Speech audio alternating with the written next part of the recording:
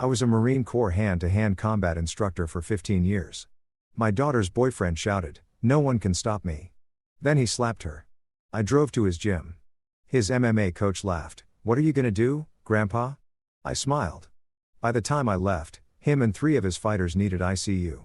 His uncle, a gang leader, showed up at my work. Big mistake. Chapter 1, The Calm.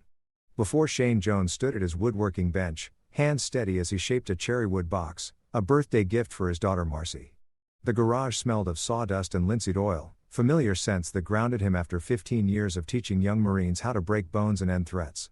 At 48, his beard showed more gray than brown, and his frame carried an extra 30 pounds that soft civilian life had added. But his hands never forgot. They remembered every pressure point, every joint lock, every devastating strike he drilled into thousands of warriors. "Dad." Marcy appeared in the doorway, 22 years old, with her mother's dark hair and his blue eyes. Something was off. She wore a turtleneck despite the California heat. And her smile didn't quite reach her eyes. "Hey, sweetheart, come see this." Shane held up the box, its dovetail joints perfect. "What do you think?" "It's beautiful." She stepped closer, and Shane noticed the careful way she moved, favoring her left side. His instructor instincts kicked in. The same ones that had kept him alive in Fallujah and Helmand Province during his Force Recon days before he became the Marine Corps' top MC map instructor at Quantico. "How's Dustin treating you?" He kept his tone casual, but his eyes tracked every micro-expression. "He's good. Really good." The pause was half a second too long. "Actually, we're training together now. He's teaching me some boxing basics." Shane's jaw tightened. Dustin Freeman, 26, cocky MMA fighter who trained at some strip mall gym called Titan's Forge. They'd been dating 4 months and Shane had disliked him from the first handshake. Too much grip, too much eye contact, the kind of insecure dominance display that screamed overcompensation. "Marcy." Shane set down his tools. "If anything's wrong." "Nothing's wrong, Dad. I'm not a kid anymore." She kissed his cheek and retreated before he could push further. "Mom needs help with dinner." That evening, Shane sat across from his wife, Lisa, at the dinner table. Marcy's empty chair between them. Lisa, a trauma nurse at County General, had the same worried crease between her eyebrows. "She's covering bruises," Lisa said quietly. "I saw them when I stopped by her apartment yesterday. Finger marks on her upper arm." Shane's knuckles whitened around his fork. "She denied it. Said she bumped into a door frame during a workout." Lisa's voice cracked. "I have seen enough domestic violence victims to know the difference between accident and assault." Shane, the old warrior, and Shane wanted to drive to Dustin's gym right then, but 15 years of tactical training had taught him patience. You didn't win fights by charging in blind. You gathered intelligence. You waited for the right moment. You struck when your enemy's guard was down. "I'll handle it," Shane said. "Legally, Shane, promise me." He met his wife's eyes and said nothing. Some promises he couldn't make. Chapter 2. Gathering storms. 2 weeks crawled by. Shane watched and waited. His surveillance training from Force Recon kicking in. He drove past Titan's Forge 3 times, memorizing the layout, the patterns, the faces. Dustin's coach was a loudmouth named Perry Cox, 40-some with a shaved head and neck tattoos. The kind of trainer who confused brutality with discipline. Shane also made calls. His old Marine buddy, Gabriel Stevenson, now a PI in San Diego, ran background checks. "Your daughter's boyfriend is dirty, brother," Gabriel reported over the phone. 3 assault charges that got pleaded down. Restraining order from an ex-girlfriend. And here's the kicker. His uncle is Royce Clark. Shane's blood ran cold. Royce Clark ran the Southside Vipers, a gang that controlled drug distribution and underground fighting circuits across 3 counties. They weren't street-level punks. They were organized criminals with legitimate business fronts and dirty cops on payroll. "Freeman's their prize fighter," Gabriel continued. "They use him in illegal prize fights, betting hundreds of thousands.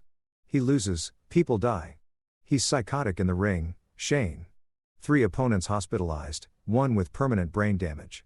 Send me everything, Shane. These people aren't some drunk Marines you can straighten out. They're send me everything." That night, Marcy came for dinner. She wore long sleeves again, moved more carefully than before. Shane's wife tried to draw her out, but Marcy picked at her food, jumped when her phone buzzed, checked it constantly with barely concealed fear. After dinner, Shane walked Marcy to her car. "Baby girl, I know what's happening." Her eyes filled with tears. "Dad, please don't. Has he hit you?" "It's complicated." He gets stressed with training, with his uncle's expectations. It's not always, has he hit you? The tears spilled over. He says he loves me. He apologizes every time. He's under so much pressure from his family. Shane pulled her into a hug. Felt her shake against him. This ends now. Dad, you don't understand. His uncle Dustin said, if I leave, Royce will hurt you. Hurt our family. They're connected. Dad, police, judges, everyone. Let me worry about that. Promise me you won't do anything stupid. Shane stroked her hair like he did when she was little, scared of thunderstorms. I promise I'll fix this. That night, he pulled his old Foot Locker from the garage attic. Inside, wrapped in oilcloth, were things he'd hoped to never touch again: tactical gear, surveillance equipment, and a notebook filled with 15 years of knowledge on how to neutralize threats. The Marine Corps had trained him to be a weapon. It was time to remember how to deploy that weapon. Chapter 3. First Blood. The call came on a Tuesday afternoon. Shane was at his job as a shop foreman at a custom furniture company when his phone rang. Lisa's voice was ice. Marcy's in the ER. She listed me as her emergency contact. Shane's vision narrowed to a tunnel. How bad? Concussion, bruised ribs, split lip. She says she fell downstairs, but Shane, there are defensive wounds on her forearms. And witnesses saw her arguing with Dustin in the parking lot of his gym an hour ago. The phone cracked in Shane's grip. I'm on my way. But he didn't go to the hospital. Not yet. First, he drove to Titan's Forge. The gym occupied a converted warehouse on the industrial side of town. Bass-heavy music pounded from inside, mixed with the thud of fists on bags and coaches barking orders. Shane parked and sat for 5 minutes, breathing deeply, finding the cold, calm center he'd cultivated in combat zones. When he walked through the door, the smell hit him. Sweat, testosterone, and arrogance. 20 fighters were scattered across the space, working bags, grappling on mats, sparring in a cage. Dustin Freeman stood near the cage, laughing with his coach, Perry Cox, and 3 other fighters. Dustin was tall, muscular, covered in tattoos with that predatory confidence that came from never facing real consequences. Shane walked straight toward them. A few fighters noticed, stopped their work. The music seemed to dim. Dustin saw him coming and grinned. Well, Daddy came to visit. He nudged Perry. This is Marcy's old man. Perry Cox looked Shane up and down. The extra weight, the gray beard, the carpenter's clothes, and laughed. What are you going to do, Grandpa? Give us a stern talking to. Shane stopped 10 feet away. His voice was quiet, conversational. You put your hands on my daughter. Your daughter's a clumsy who can't follow simple instructions, Dustin sneered. Told her your fat old ass couldn't protect her. She didn't believe me, so I had to teach her respect. The 3 fighters with them, Shane recognized their faces from Gabriel's report. Lamar Duncan, Brenton Contrell, Andres White, all Viper Gang associates, spread out slightly, surrounding him. Perry stepped forward. Here's how this goes, Grandpa. You turn around, walk out, and forget you have a daughter, or my boys will make sure you leave on a stretcher. Shane smiled. It was the smile he'd given Taliban fighters who didn't know they were already dead. I was a Marine Corps hand-to-hand combat instructor for 15 years. I trained Force Recon operators, Mars Raiders, and over 3,000 combat Marines. He rolled his shoulders, and suddenly the extra weight didn't look so soft. You're going to need more than 3 guys. Crazy old Perry nodded at his fighters. Put him down. What happened next took 17 seconds. Lamar came in first, throwing a haymaker. Shane S. sidestepped, caught the arm, and executed a textbook Kodagai wrist lock combined with a knee to the solar plexus. Lamar dropped like a stone, gasping. Brenton and Andres rushed together. Shane moved like water, decades of muscle memory, taking over. He deflected Brenton's punch, trapped the arm, and delivered a palm strike to the ear that ruptured the eardrum. As Brenton screamed, Shane pivoted, caught Andres's kick, swept the standing leg, and dropped an elbow on the falling fighter's knee. The snap echoed through the gym. 14 seconds. Perry Cox grabbed a training knife from the wall rack and lunged. Mistake. Shane's disarm was reflexive. Trap the weapon hand. Control the wrist. Apply pressure to the nerve cluster while stepping into Perry's center line. The knife clattered away. Shane drove 3 rapid strikes into Perry's floating ribs, then swept both legs. Perry crashed onto his back. Shane followed him down, knee on sternum, and delivered 2 precise strikes to the jaw that sent Perry into darkness. 17 seconds, 3 fighters and a coach on the ground, 2 unconscious, 1 clutching a destroyed knee, one rolling in agony with a ruptured eardrum. Shane stood and turned to Dustin Freeman. Dustin's cocky grin had vanished. He backed toward the cage, hands up. "You're dead, my uncle." Shane closed the distance in 2 steps. Dustin threw a combination, jab, cross, hook. Shane parried each strike, then delivered a front kick to the solar plexus that sent Dustin stumbling backward into the cage wall. Before Dustin could recover, Shane was on him, trapping an arm behind his back. Shane slammed Dustin's face into the chain link once, twice, 3 times. Blood splattered, teeth cracked. Shane spun Dustin around and lifted him by the throat, speaking inches from his ruined face. "You ever come near my daughter again, I'll kill you. You understand me?" Dustin gurgled something that might have been agreement. "I didn't hear you." "Yes, yes." Shane dropped him. Dustin collapsed, whimpering. Shane looked around the gym. Every fighter had backed away, phones out, filming. Good. Let them see. Anyone else want to teach the old man a lesson? Silence. Shane walked out, his knuckles barely bruised, his breathing steady. Behind him, someone was already calling 911. Chapter 4. The Reckoning. The knock came at 6 a.m. the next morning. 2 detectives, Roosevelt Kent, a black man in his 50s with tired eyes, and Sue Shepard, a sharp-featured woman in her 30s. Shane opened the door in his bathrobe, coffee in hand, expecting this. "Mr. Jones, we need to talk about an incident at Titan's Forge gym yesterday." "Come in." Shane led them to the kitchen. Lisa stood by the counter, her lawyer face on. She'd made calls last night to their attorney, prepared for this moment. Detective Kent pulled out a notebook. 4 men are in the hospital. Perry Cox has a fractured jaw and broken ribs. Lamar Duncan has internal bleeding. Brenton Cantrell has a ruptured eardrum and needs surgery. Andres White's knee is destroyed. Doctors say he'll never fight again. And Dustin Freeman has a concussion, broken nose, 7 missing teeth, and trauma to his trachea. "That's unfortunate," Shane said evenly.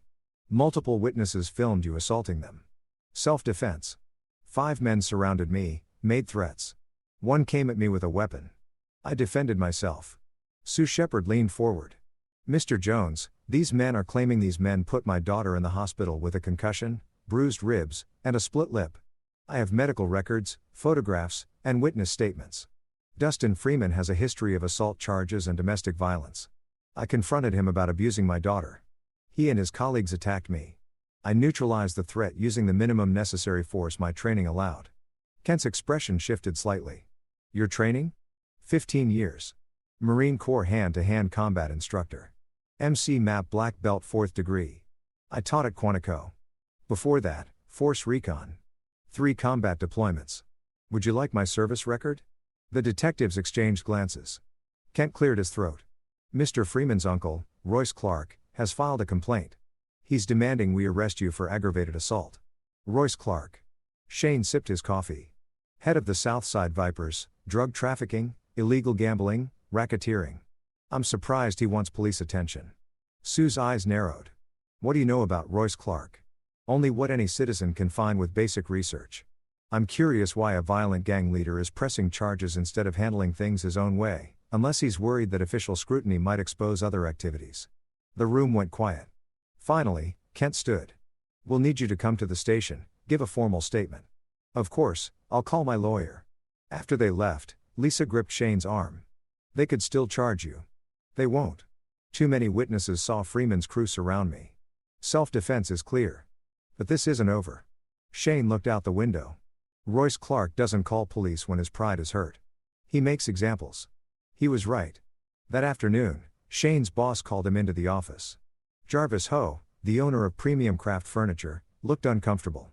"Shane, someone came by this morning." "Royce Clark." Shane's jaw tightened. "What did he want?" "He said you put 4 of his guys in the hospital. Said, it's bad for business when old men embarrass young fighters." Jarvis wouldn't meet his eyes. "He suggested I fire you. Said if I didn't, there might be problems for the company. Vandalism, permits getting held up, inspections, and Shane, you've been with me 8 years. You're the best foreman I've ever had. But this guy, he's connected. My cousin owns a restaurant on South Side. The Vipers shook him down for protection money. When he refused, they burned it down. Insurance ruled it arson, but nobody could prove anything. So, you're firing me. I'm sorry. 2 weeks severance. Good references. But you need to be gone today." Shane drove home, his mind working through scenarios. Royce was escalating, applying pressure, testing defenses. This was psychological warfare. Make Shane's life uncomfortable. Isolate him, then strike when he was vulnerable. Classic gang tactics. But Shane had fought insurgents who used the same playbook. And he'd learned something in the core. When your enemy attacks your flanks, you don't defend. You attack his center. That night, he met Gabriel Stevenson at a diner outside town. Gabriel slid a thick folder across the table. Everything I could find on Royce Clark and the Vipers. The gang runs a dozen legitimate businesses as fronts. Auto shops, nightclubs, a construction company. But the real money comes from underground fighting circuits. They host matches every month. Betting pools reaching $500,000 per event. Fighters aren't regulated. Safety's non-existent. 3 deaths in the past 2 years. Where do they hold the fights? Rotating locations, warehouses mostly. They announce the venue only hours before, mostly to known betterers and associates. Gabriel tapped a page. But here's interesting. The fights are sanctioned through a shell company called Apex Events Management. The owner of record is Perry Cox. Shane studied the documents. Perry's just the front man. Royce controls everything. Right. And Dustin Freeman is their star attraction. He brings in the big bets because he's psychotic. Doesn't know when to stop. 3 opponents ended up brain damaged because Dustin kept hitting after they were unconscious. How many fighters does Royce use? About 20 regulars. Most are gang members or associates. But here's the thing.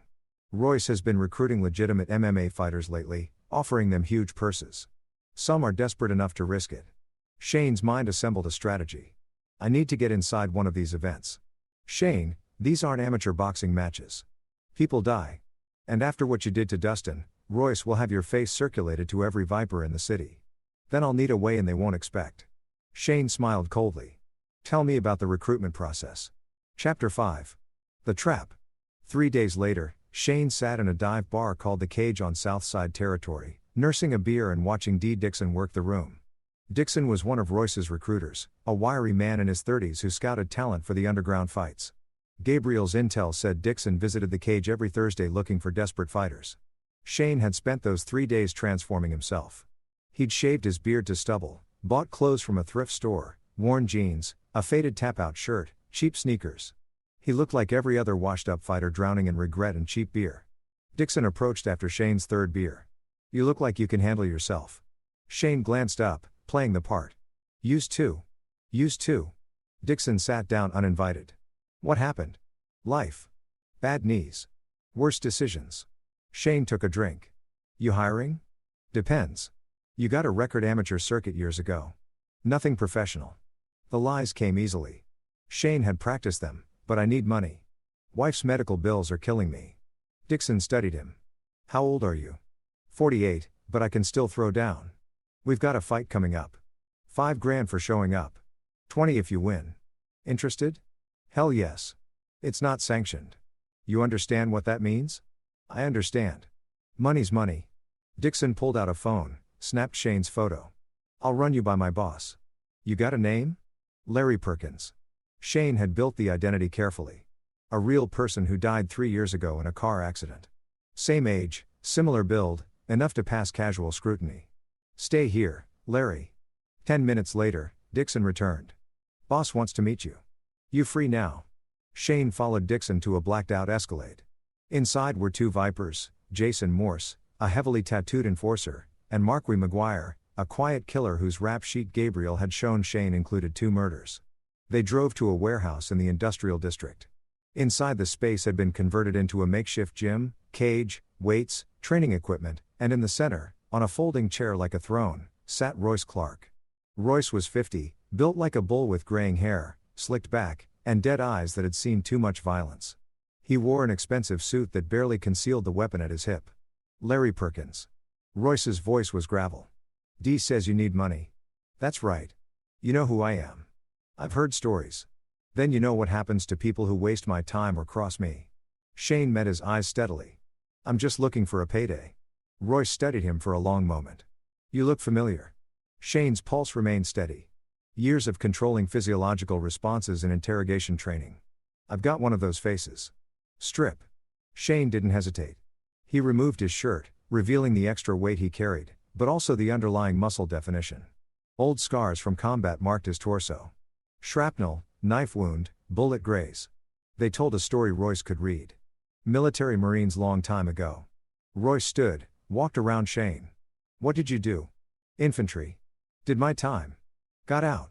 Those scars aren't from standing guard duty. Royce poked at the knife scar. You saw action. Yeah, Iraq, and Afghanistan. And now you need money bad enough to fight in my cage. Royce smiled without warmth. Your opponent is Brenton Cantrell. You might have heard of him. Fighter at Titan's Forge. Just recovered from an injury. He's angry. Wants to hurt someone. That someone's going to be you. Shane recognized the name. One of the fighters he'd put down at the gym. This was a test. Royce suspected something but couldn't confirm it. He was dangling bait. When's the fight? Saturday night. But first, you train here. Let my coach see what you can do. If you're as good as you claim, you fight. If you're wasting my time, Royce let the threat hang. For the next 2 days, Shane trained at the warehouse under the watchful eye of Salvador Calhoun, a former boxer who trained Royce's fighters. Shane carefully calibrated his performance, good enough to impress, not so dominant as to raise suspicion. He sparred with mid-level fighters, took some hits, gave some back, played the role of a competent but aging warrior. But at night, he worked his real plan. Using the access he'd gained, Shane planted surveillance equipment around the warehouse. Tiny cameras and light fixtures, audio bugs in the office where Royce conducted business. He photographed documents, memorized faces, built a comprehensive picture of the Viper organization. Gabriel had connected him with Linda Kane, an FBI agent who'd been trying to build a case against Royce for 3 years. Shane fed her everything. Evidence of illegal gambling, racketeering, assault. But they needed more. They needed proof of the fights, the betting, the whole operation. Saturday arrived. By evening, Shane stood in a converted warehouse on the docks, surrounded by 300 people. Gang members, gamblers, dealers, dirty cops, wealthy thrillskers. Money changed hands in thick stacks. The air reeked of sweat, smoke, and blood. In the cage across from Shane, Brenton Cantrell warmed up, his ear still bandaged from their previous encounter. But Brenton didn't recognize him. The beard was gone. The context was different, and people saw what they expected to see. Royce stepped into the cage, microphone in hand. Gentlemen, our main event. Brenton, the Butcher Cantrell versus Larry Perkins. Some old Marine looking for grocery money. Laughter rippled through the crowd. Brenton's going to make this quick and painful. The bell rang. Chapter 6. The Unmasking. Brenton came out aggressive, throwing heavy combinations. Shane moved defensively, circling, absorbing strikes on his forearms, playing the overmatched underdog. The crowd jeered. Royce watched from ringside, his expression bored. But Shane was setting the tempo, controlling the distance, studying Brenton's patterns. After 2 minutes, he'd seen enough. The next time Brenton threw a wild right hook, Shane stepped inside, trapped the arm, and delivered a textbook elbow strike to the temple. Brenton's eyes glazed. Shane swept the legs, followed him down, and applied a rear naked choke. 7 seconds later, Brenton tapped frantically. The crowd erupted. Money changed hands. Royce's expression shifted from bored to interested. Shane released the choke and helped Brenton up. As their eyes met, recognition flashed across Brenton's face. His eyes went wide. You. Shane's fist connected with Brenton's jaw, cutting off the revelation. Brenton crumpled. The crowd assumed it was post-fight drama, laughed and cheered. But Shane had seen Royce's eyes narrow. He exited the cage quickly, collected his $5,000 from D. Dixon, and headed for the exit, but Jason Morse blocked his path. Boss wants to see you.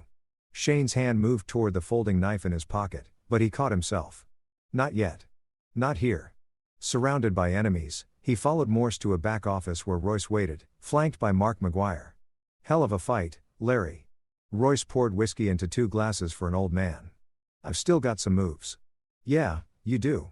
Funny thing, Brenton seemed to recognize you right before you knocked him out. People mistake me for other people sometimes. Royce slid a photograph across the desk. Shane's stomach dropped. It was a security camera still from Titan's Forge, showing Shane mid-fight with Lamar Duncan. This is from my nephew's gym. 2 weeks ago, some walked in and hospitalized 4 of my guys, including Brenton. Royce tapped the photo. This looks a lot like you, except he had a beard. The room went silent.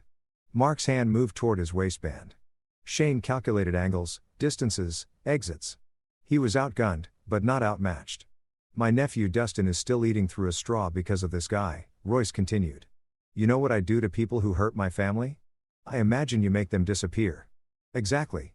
Royce leaned back. So, here's my problem, Larry. Or should I call you Shane Jones?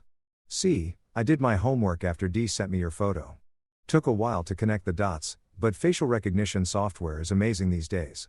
Shane Jones, formerly gunnery sergeant. Shane Jones, McMap instructor at Quantico, Force Recon before that. Quite a resume. Shane said nothing. You came into my operation under false pretenses. You humiliated my nephew and my fighters. You cost me money and respect. Royce's voice hardened. That requires consequences. Then why am I still breathing? Royce smiled. Because I'm a businessman. You're a talented fighter and you've got skills I can use. So, here's the deal. You fight for me. Exclusive contract, 20 fights, 50 grand each. You win, you make $1 million, and we forget about Dustin. And if I refuse, your wife Lisa works at County General shift on Thursdays. Your daughter Marcy lives alone in that apartment on Maple Street. Accidents happen, Shane.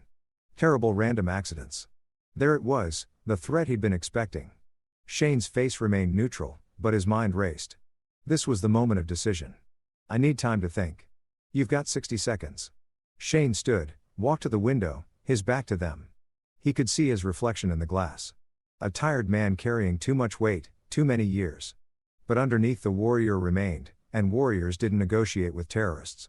Okay, Shane said. I'll fight for you. Royce's laugh was genuine. Smart man. Welcome to the team. They shook hands. Royce's grip was crushing, a dominance display. Shane matched it, then exceeded it, squeezing until he felt the bones shift. Royce's smile faltered. One condition, Shane said. My family doesn't know about this. As far as they're concerned, I'm working construction in Nevada for 6 months. Done. But you live here. Train here. I need to know where you are at all times. Fair enough. That night, Shane moved into a room above the warehouse gym. Royce assigned Dee Dixon to watch him, ensure he didn't run. But Shane wasn't planning to run. He was planning something far more dangerous. Using the burner phone Gabriel had given him, Shane texted one word, inside. The next morning, he began his real mission. Training with Royce's fighters, he assessed their skills, identified weaknesses, memorized the operational structure. He ingratiated himself with Salvador Calhoun, the coach, learning the schedule of fights, the betting system, the protection payoffs to cops and officials. And at night, when Wenda thought he was sleeping, Shane moved through the warehouse like a ghost. He photographed financial records, recorded conversations, documented the entire criminal enterprise. Every piece of evidence went to Gabriel, who passed it to FBI agent Kane. But Shane was playing a deeper game. He wasn't just gathering evidence. He was identifying pressure points. Every organization had vulnerabilities, people who could be turned, alliances that could be fractured. Royce's empire looked solid, but Shane knew from combat, the bigger the fortress, the more catastrophic the collapse when you found the right crack. His opportunity came 2 weeks later when he overheard Royce arguing with his lieutenant, Marquis McGuire, about money. Marquis thought Royce was shorting him on profits. Royce accused Marquis of skimming. The argument ended with threats, but Shane heard the fracture forming. He also learned that Dustin Freeman, still recovering from Shane's beating, was becoming a liability. Dustin had developed a dependency on pain medication, was unstable, paranoid. Royce was losing faith in his nephew. All the pieces were falling into place. Shane just needed to push them in the right direction. Chapter 7. The Long Game. Shane's third fight was against Lamar Duncan, the first fighter he'd put down at Titan's Forge. This time, Shane didn't hold back. He dismantled Lamar in 90 seconds with a combination of strikes and submissions that left the crowd stunned and Lamar unconscious. Afterward, Royce pulled him aside. You're making me a lot of money, Shane. The odds were 8-1 against you. I cleaned up. Glad I could help. You know what I think? Royce lit a cigar. I think you could beat my nephew in his prime. Hell, you could probably beat anyone in this organization. Probably. Why'd you really come here? And don't give me that grocery money. Shane had been waiting for this question. Dustin put my daughter in the hospital. I went to his gym to teach him a lesson. You escalated by threatening my family and getting me fired. So, I infiltrated your operation to find leverage. The honesty surprised Royce. That's it. Revenge. I'm a simple man with simple motivations. And now I'm making money and my family is safe. Seems like a fair trade. Royce studied him. You're either the smartest man I've met or the dumbest. I can't decide which. Maybe both. Over the following weeks, Shane became Royce's favorite fighter. His cage record undefeated at 7-0. But more importantly, he became trusted. Royce brought him into planning meetings, asked his tactical advice, even had him train younger fighters. Shane used every opportunity. He planted seeds of doubt, subtle manipulations that played on existing tensions. He mentioned to Mark that Royce had called him unreliable. He told Dee that Mark was planning to branch out independently. He suggested to Salvador that Royce was planning to replace him with a younger coach. None of it was true, but Shane understood human psychology. People believed what confirmed their existing suspicions, and in a criminal organization built on paranoia and violence, suspicion spread like cancer. Meanwhile, FBI agent Kane built her case. Shane's evidence had given her enough for warrants, surveillance authorization, wiretaps. She had everything except the timing. "We can take them down now," she told Shane during a clandestine meeting at a truck stop outside town. "We've got RICO charges: racketeering, illegal gambling, assault, conspiracy." "Not yet," Shane said. "Royce has cops and judges in his pocket. He'll walk or get a light sentence, be back on the streets in 2 years. We need to hit him when he's completely vulnerable." "What are you planning?" "Something Royce will never see coming. Just be ready to move when I give the signal." The signal came 2 weeks later. Shane had learned that Royce was planning his biggest fight yet, a title match between Dustin Freeman and a Russian fighter named Andre, with betting pools expected to exceed $2 million. Every major player in the criminal underworld would attend. Every dirty cop, every corrupt official, every gang leader Royce did business with. It would be the biggest gathering of criminal enterprise in the city's history. It would also be their last. Shane approached Royce with a proposition. "I want to fight Dustin." Royce laughed. "You beat my nephew unconscious already." "Exactly. The rematch would draw massive betting. You'd make a fortune." "Dustin's not ready. He's still recovering. Unstable." "Then let me fight the Russian Andre." Royce's expression shifted to genuine surprise. "You serious? Andre is a killer. He's 6 feet 5 inches, 260, professional heavyweight. He's destroyed everyone we've put against him. I can beat him. You're 50 pounds lighter and 20 years older. I know what I'm doing." Royce considered this. The odds would be astronomical. If Shane won, Royce would make millions. If Shane lost, well, Royce would still make money and he'd be rid of a potential threat. "Okay," Royce said finally. "You fight Andre, but we do it right. Huge promotion, massive betting pool. This will be the event of the year." "Perfect." Shane had 1 month to prepare. During that month, he trained harder than he had in 15 years, shedding weight, sharpening techniques, rebuilding the weapon he'd once been. But he also finalized his other preparations. Gabriel flew in from San Diego with equipment, cameras, recording devices, encrypted communications. Agent Kane positioned FBI tactical teams around the city. Local police, the clean ones who weren't on Royce's payroll, were briefed and put on standby. And Shane made one final call to his wife. "Lisa, I need you to trust me. On Saturday night, take Marcy and go to your sister's in Oregon. Don't ask questions. Don't tell anyone. Just go." "Shane, what are you doing?" "Fixing things. I'll call you when it's over. I love you." "Shane, I love you, Lisa. Tell Marcy I'm proud of her."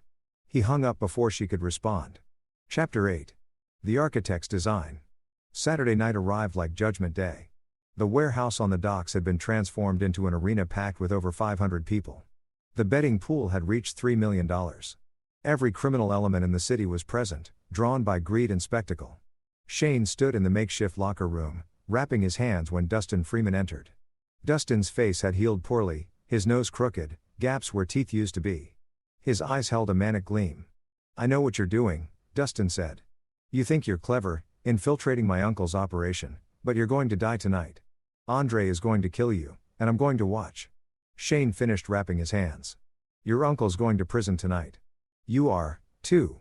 And the woman you put in the hospital, she's never going to see you again. You have no idea who you're with. I'm with a coward who hits women and hides behind his uncle. I'm with a failed fighter who needs drugs to get through the day. I'm with a punk who's about to watch his entire world collapse."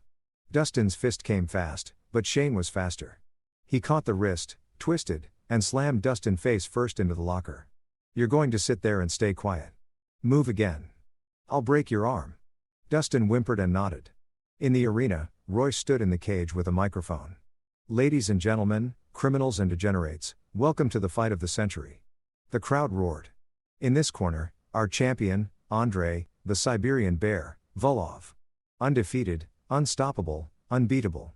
Andrei climbed into the cage, massive, scarred, empty-eyed, a killer who enjoyed his work. And the challenger, a man stupid enough to think he can win. Shane, the instructor Jones. Shane entered the cage to mixed reactions. Some cheers from those who'd bet on the underdog. Mostly jeers from those who knew he was doomed. Royce approached Shane one last time. Last chance to back out. I'm good. Your funeral. Royce exited the cage. The referee, one of Royce's guys, gave perfunctory instructions. Shane and Andrei touched gloves. Andrei's grip was crushing. His eyes promised death. The bell rang. Andrei charged like a bull, throwing massive hooks and overhands. Shane evaded, circled, making Andrei chase him. The crowd grew restless. They wanted blood, not dancing. But Shane was fighting a different fight. He wasn't trying to win. Not yet. He was waiting for his signal. It came 3 minutes into the first round. The warehouse lights flickered once, twice, then steady. Gabriel's signal. Shane changed tactics. He stopped evading and started attacking. A low kick to Andrei's lead leg, a jab to the body, a hook to the liver. Andrei grunted, surprised by the sudden offense. Shane pressed forward, his strikes precise and devastating. Liver shots, leg kicks, body punches. The Russian's mass was his weakness. Shane was faster, more technical, more efficient. Andrei tried to clinch, use his size advantage. Shane anticipated, dropped levels, and executed a perfect double leg takedown. On the ground, Shane was in his element. He moved to mount, postured up, and rained down elbows. The crowd was screaming now. This wasn't supposed to happen. Andrei tried to roll, but Shane transitioned to back control. Hooks in, hand under the chin. The rear naked choke was textbook perfect, sunk deep. Andrei thrashed, tried to break the grip, but Shane's technique was flawless. 10 seconds later, Andrei went limp. The referee stopped the fight. Shane released the choke and stood, raising his hands. But he wasn't looking at the crowd. He was looking at the exits where FBI agents in tactical gear were pouring in. Federal agents, nobody move. The warehouse erupted into chaos. Criminals ran for exits only to find them blocked. Agents swarmed the building, weapons drawn, shouting orders. Some of Royce's guys tried to fight. They were tased, tackled, and cuffed. In the cage, Shane watched Royce's face transform from shock to fury to betrayal, their eyes locked across the chaos. You! Royce screamed, pushing through the crowd toward the cage. You did this. Marcy and Dee tried to follow, but FBI agents intercepted them. The massive operation Shane had helped orchestrate was unfolding perfectly. Every entrance sealed, every exit covered, every criminal in the building trapped. Royce reached the cage, climbing in with murder in his eyes. I'm going to kill you. Shane smiled. You're going to try. Royce pulled a knife from his waistband, a tactical folder wicked sharp. He lunged, slashing. Shane's disarm was reflexive. Practiced 10,000 times. He trapped Royce's wrist, applied pressure to the nerve cluster, twisted. The knife clattered to the canvas. Then Shane went to work. 15 years of teaching Marines how to end threats efficiently. Every technique, every principle, every lesson delivered with surgical precision. Jab, cross, hook to the body, leg sweep, ground control. Shane mounted Royce and delivered controlled strikes. Not enough to kill, but enough to punish. This is for my daughter. A strike to the ribs. This is for every woman you terrorized. Another to the solar plexus. This is for every life you ruined. A final strike to the jaw. Royce went limp, unconscious, but alive. Shane stood as FBI agents swarmed the cage. Weapons trained on both of them. Shane Jones, hands up. Shane complied, hands raised. Agent Kane pushed through the crowd, her expression severe for the cameras, but her eyes grateful. You're under arrest for participation in illegal fighting. Understood. She cuffed him deliberately loose and whispered, play along. We discussed this. Shane was led out through the chaos, past the arrested gang members, past the terrified gamblers, past Dustin Freeman being dragged away in cuffs. Outside, news cameras had arrived. The FBI had tipped them off. This would be national news by morning. In the back of an FBI van, Agent Kane uncuffed Shane. We got everyone. Roy, Marquis, Dustin D. Salvador, all the major players, plus 57 criminals with outstanding warrants, 12 dirty cops, 3 judges, and more evidence than we can process. Good. The charges against you are for show. We'll drop them tomorrow. Claim you are acting as a confidential informant. You'll be clear. And my family safe. We've had them in protective custody since you made the call. Shane nodded, exhaustion suddenly overwhelming him. It was over. 3 months of planning, manipulation, and risk, but it was finally over. Chapter 9. Resolution. The trial took 8 months. Shane testified. His immunity deal protecting him from prosecution. The evidence he'd gathered, financial records, recordings, videos, was overwhelming. Royce Clark received 40 years in federal prison. Marky McGuire got 25. Dustin Freeman, facing assault charges for Marcy, plus his participation in the illegal fighting ring, got 15. The Southside Vipers collapsed without leadership, their criminal empire dismantled by follow-up investigations. Shane Jones returned home to a life that was quieter but not unchanged. The furniture company rehired him. The owner had seen the news, understood the full story, and apologized. Shane accepted, but he knew that part of his life felt small now. Marcy had been in therapy, working through the trauma Dustin had inflicted.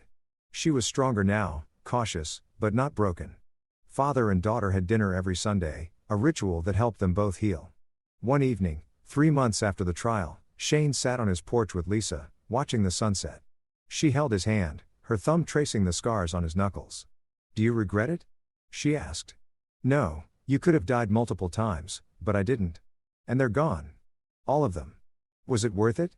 Shane considered this, the months of danger, the lies, the violence, the risk to himself and indirectly to his family. Was justice worth that price? He thought of Marcy's smile at last Sunday's dinner, genuinely happy for the first time in a year. He thought of the other victims who'd testified at trial, finding their voices because Shane had given them the courage. He thought of the city, slightly safer, because one criminal empire had fallen. Yeah, Shane said it was worth it.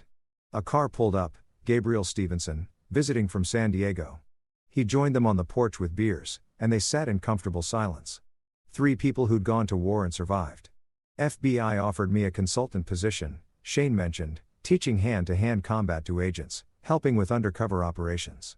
Lisa's hand tightened on his, and I turned it down. I've had enough of that life. I just want to build furniture, have Sunday dinners with Marcy, and grow old with you. Good answer. But Shane knew himself better than that. Somewhere inside, the warrior remained. Always watching, always ready, always capable. If another Royce Clark emerged, if another Dustin Freeman threatened his family, Shane would do it all again. Some men were born to fight. Shane had accepted that about himself long ago. Dad. Shane turned to find Marcy standing in the doorway, her boyfriend beside her, a gentle accountant named Noah Cobb, who treated her with respect and kindness. "Hey, sweetheart. Noah and I have some news." She was smiling. "We're engaged." Lisa squealed and rushed to hug them both. Gabriel offered congratulations. Shane stood slowly, approached Noah, and extended his hand. "Congratulations, son." Noah shook his hand nervously. "Thank you, sir. I promise I'll treat her right." "I know you will." Shane's grip was firm, but not crushing. "But just so we're clear, I was a Marine Corps hand-to-hand combat instructor for 15 years. You've seen the news reports about what happened to the last guy who hurt my daughter." Noah paused slightly. Marcy swatted Shane's arm. "Dad." Shane grinned. "I'm kidding. Mostly." He pulled Noah into a hug, clapping him on the back. "Welcome to the family." As they celebrated inside, Shane stepped back onto the porch alone. The sun had set completely, leaving stars scattered across the dark sky. He thought about the path that had led him here, from the battlefields of Iraq and Afghanistan, through the training halls of Quantico, into the underworld of criminal fighting, and finally home. The journey had been violent and dangerous, but necessary because some things were worth fighting for. Family, justice, the basic human right to live without fear. Shane Jones had been a warrior his entire adult life. He'd fought for his country, trained others to fight, and ultimately fought for the people he loved most. And standing on his porch, surrounded by family and friends, he knew he'd do it all again if needed. But for tonight, the war was over. Tonight, he was just a father celebrating his daughter's happiness. And that was enough. Epilogue.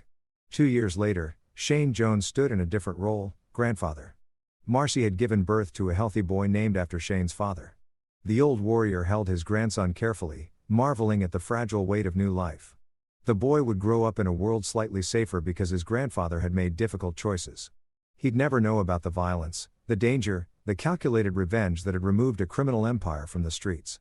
But someday, if that boy needed protection, if evil threatened his life the way it had threatened Marcy's, he'd have a grandfather who knew how to fight back. For now though, Shane was content to simply hold his grandson and feel the warmth of family around him. Lisa beside him, Marcy and Noah nearby, Gabriel visiting from San Diego. The past was behind them, the future uncertain but hopeful. Shane Jones had been a Marine, an instructor, a warrior, and an avenger. Now finally, he was just a man at peace. And that was the greatest victory of all.